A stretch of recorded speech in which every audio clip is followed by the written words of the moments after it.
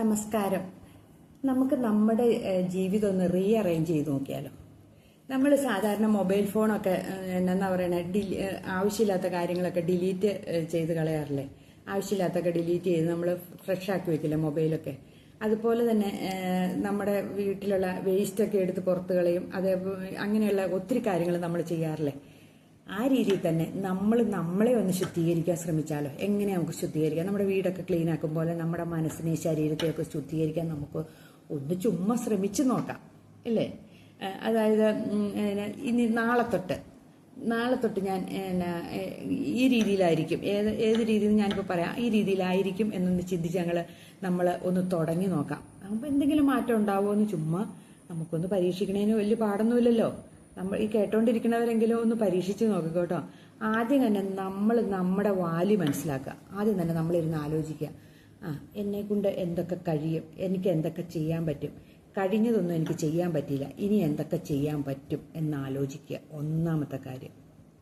പിന്നെ നമുക്ക് പല കാര്യങ്ങളും നമ്മുടെ ജീവിതത്തിൽ നമ്മൾ നേടിയെടുക്കാൻ സാധിച്ചിട്ടില്ലായിരിക്കും, ഇല്ലേ?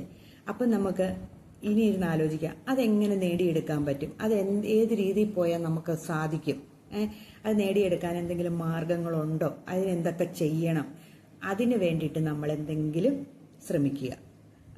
അത് നമുക്ക് സാധിക്കാതിരിക്കില്ല. പിന്നെ ദിവസവും നമ്മൾ ചെയ്യുന്ന കാര്യങ്ങൾ അതേപടി ചെയ്യുക. അതായത് ഭാര്യയാണെങ്കിൽ ഭർത്താവിൻ്റെ കാര്യങ്ങൾ, മക്കളുടെ കാര്യങ്ങൾ, വീട്ടിലെ ക്ലീനിങ്, ഭക്ഷണം, പാചകം അതെല്ലാം അതേപടി ചെയ്യുക. അതിൻ്റെ കൂടെ ഏതെങ്കിലും ഒരു പുതിയ കാര്യം കൂടെ ചെയ്യാൻ ശ്രമിക്കുക. എന്തെങ്കിലും ഒരു പുതിയത്,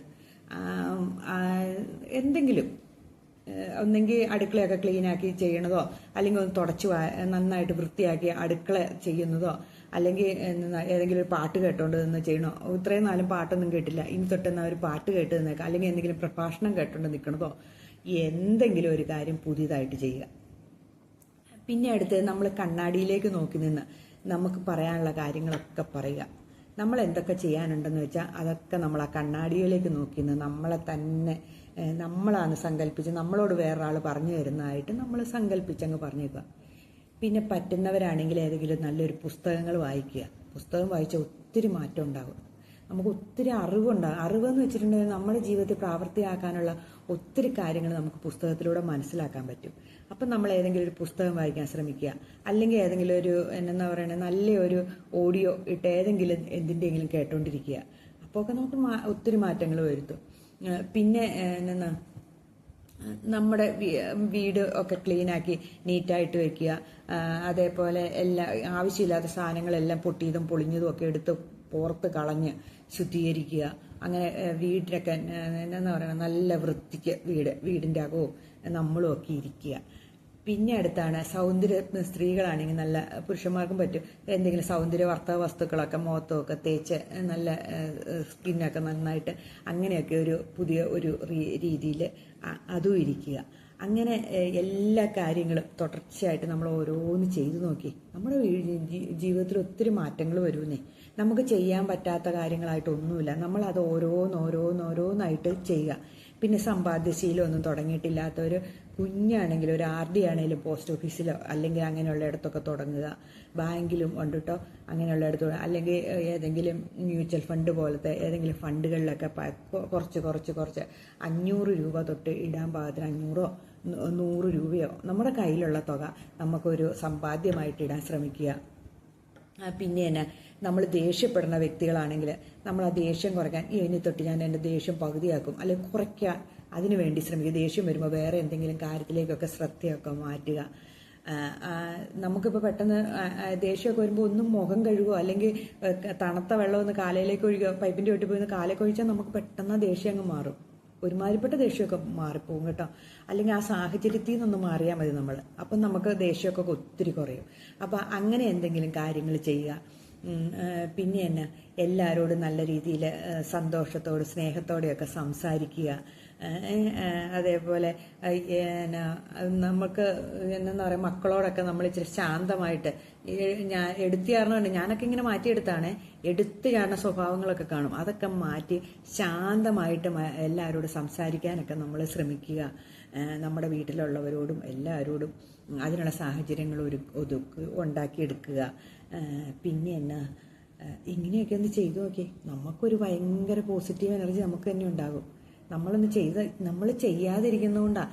എന്ന് വെച്ചാൽ നമ്മുടെ വിചാരം എന്നാ, അല്ലാണ്ട് ന്യൂ ഇയറിന് ഞാൻ ഇന്നത് ചെയ്യും, അതുകൊണ്ട് ഒരു പ്രയോജനമില്ല.